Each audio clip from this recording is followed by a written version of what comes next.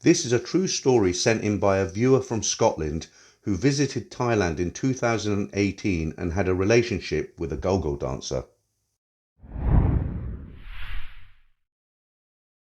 สวัสดีค่ะ At 28 years old, I first arrived in Thailand in December 2018. It was my first trip with my two friends who had paid for me to go last minute as they had already booked up. Having just come out of a long-term toxic relationship, I fell on hard times. They could see I was fed up with my life and had no zest left in me. They wanted to show me the world was bigger than our hometown and there was plenty to live for. The day came when we finally landed in Bangkok and headed into the Sukhumvit area. I didn't know what to expect. I was thinking of white sandy beaches and clear blue water, just like the Google images showed me when I researched it 2 days before we left. Mind you, those images were of Phuket, Krabi and other beautiful islands. I was looking forward to having a real good time with my two friends, but little did I know I would also be spending 10 days in Pattaya.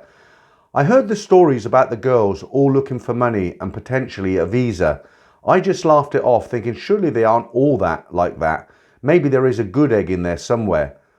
Before leaving for Thailand, people in my hometown asked me, "Is that you off for a Thai wife then?" The thought had crossed my mind as a friend back home has a Thai wife he married young at 21. He went on holiday after a failed relationship. He fell in love with the receptionist at the hotel he was staying in. She's a lovely woman. He brought her back to the UK and they have a little daughter. His Thai wife does everything, cooks, cleans and takes care of all three of them. She never ever complains about the work, which unfortunately I cannot say about most Western women. Upon arriving into Sukhumvit, we checked into a hotel which is located on Soi 11. My friends have visited Thailand several times in the past, so knew to take me first to Nana Plaza. Walking into Nana Plaza reminded me of the first time I walked into an arcade at the seaside when I was a young boy. The excitement on the evening was the same. Pure excitement came over me as I looked around. The bustling nightlife was all around me. I'd never experienced anything like this in my life. "Welcome, welcome. Hello, sexy man. Where you go?" It made me laugh actually. I continued walking. I couldn't understand it. Why are all these girls smiling at me? Do they want a visa to come to my country like everybody back home said they would? I later discovered that this is fantasy, as these girls are working here purely for money and family. Most of them love their own country and they have no desire to leave it. Eventually one of my friends said, "Right, it's time to let this guy see what goes on here," and they took me into my first go-go bar. After my eyes had adjusted to the light, I was amazed to see about a dozen beautiful girls dancing on a stage and wearing nothing more than bikinis. Was I dreaming for a minute? Then I realised it was all real. One of the girls left the stage and as she walked past me, she said, "Hello," and smiled. I was sitting with my two friends chatting. I said, "I cannot believe this place. This is crazy." I couldn't help thinking to myself, why hadn't I visited Thailand sooner? This place is great, and the best thing about it is I was only 2 hours into a 10-day holiday. I felt a tap on my shoulder. "Hello," said the gorgeous 5'2" stunner with the brightest smile and the whitest teeth you could imagine. Her dark skin tone was a cherry on the cake for me. She was absolutely beautiful. How could I resist? She told me her name was A and asked me where I come from, to which I replied, "Scotland." A said, "I like Scotland. You come holiday? How long you stay Thailand? First time you come see my country?" And very stupidly, I said it's the first time I've visited Thailand. A immediately comes out with, "You want I show you around?" I thought, why not? I wouldn't mind a game of pool with her, and I had seen a bar with a pool table just outside Nana Plaza. My friends hadn't explained anything to me about how the bars worked or the bar fine system, and I couldn't really ask them at this point as they were both in full party mood with new friends of their own, if you know what I mean. I asked A, "What time do you finish work?" She said, "I work very late, but I can leave the bar early if you pay my bar fine." I asked her how it worked and how much it would cost. She explained it was 5,000 baht, which would compensate the bar for losing her for the rest of the evening. Quickly working out the exchange rate in my head, I worked out that it was peanuts really. I was on holiday for a good time after all.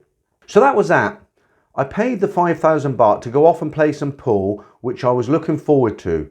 A got changed and we left the Gogo bar together. A and myself had a brilliant evening playing pool and getting smashed on shooters.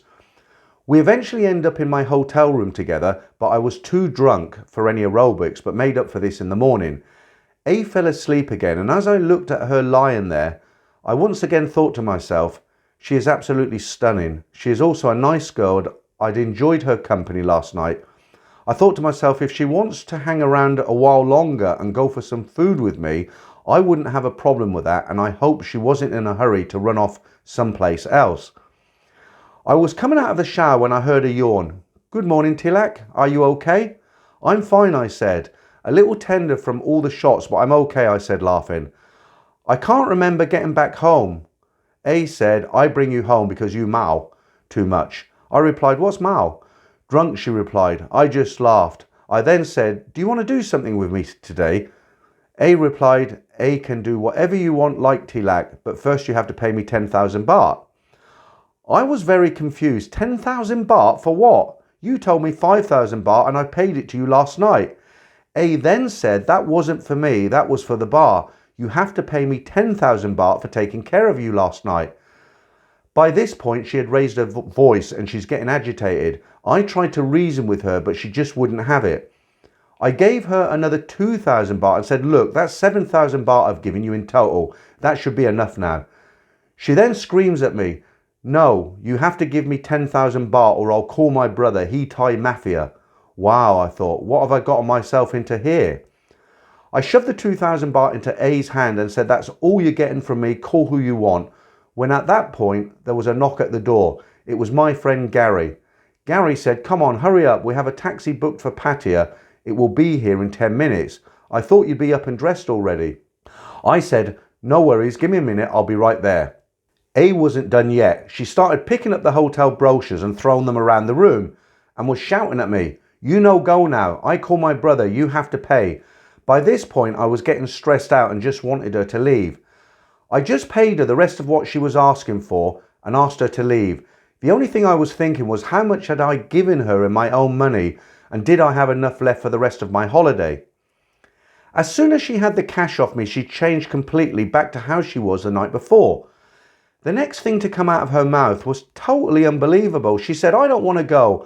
I want to stay here with you and take care of you." I said, "No, I'm sorry, that's not possible. I'm leaving for Pattaya in 10 minutes with my two friends." Then she says, "Okay, I come Pattaya with you, take care you 10 days. "No," I said, "I'm not paying you again. I don't have much money left, only for my holiday." She says, "It's okay, Tilak. 2 people can sleep together, 1 room. You buy me food. We okay, no problem." Thinking about this offer and thinking maybe I can get to know her better, I agreed she could join us. To cut a long story short, we actually had a fantastic time in Pattaya together, seeing the sights, partying every night and getting drunk. It was great fun, but now it was time to go home. I was sad I had fallen for A and she with me, apparently.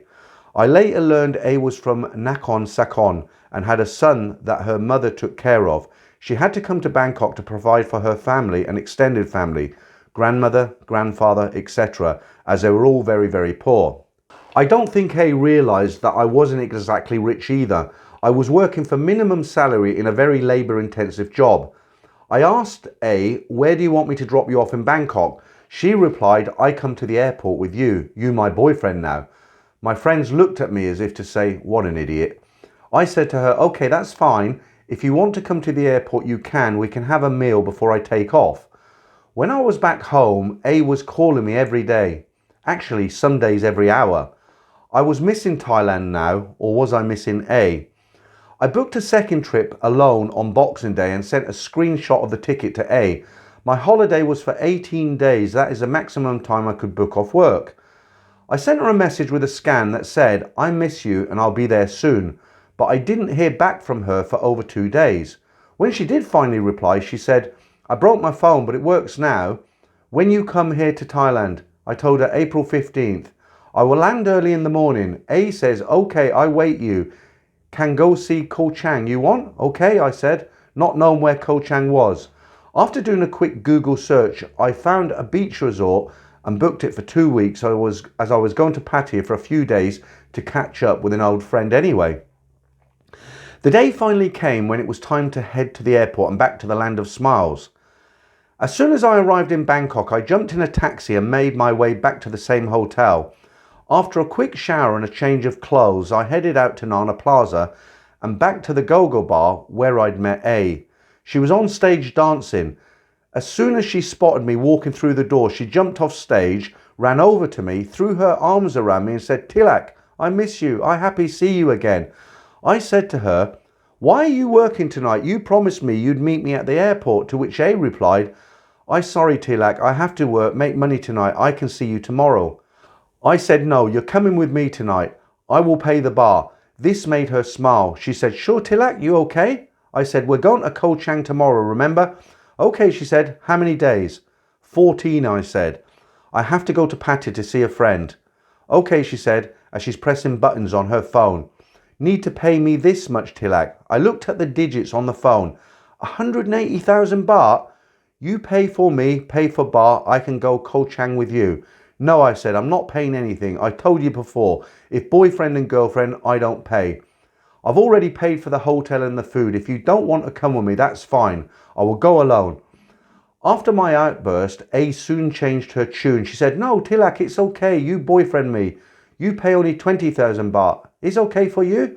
Then she said, 20,000 baht for bar, not for me. Just pay food and tip for me, okay? That's more realistic for 2 weeks, I thought. So off we go. We had a fantastic trip. I felt like I was on a honeymoon every day.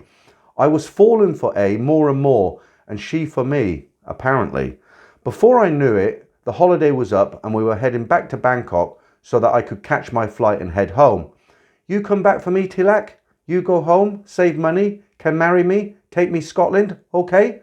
Tilak, I know butterfly, come back for me." "Of course," I said. I tell her, "Remember, it's okay to dance and drink, but don't go with customer. You have boyfriend now." "No problem," she said. "I wait, sure." I smiled back at A and caught my flight back to Scotland. Sad and depressed, back home and missing A, I skimped and saved and booked another trip to Thailand the following year. Then the pandemic hit. We used to talk every other day, but then I lost interest. I eventually woke up and realised that I am one of many. As the saying goes, it's not your girl, just your turn. I've realised I have been naive to think A was actually my girlfriend.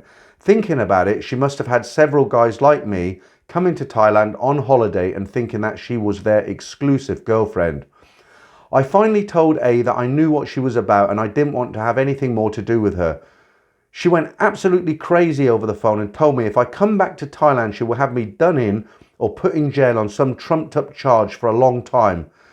Some Thai bar girls are really crazy. You have to be careful.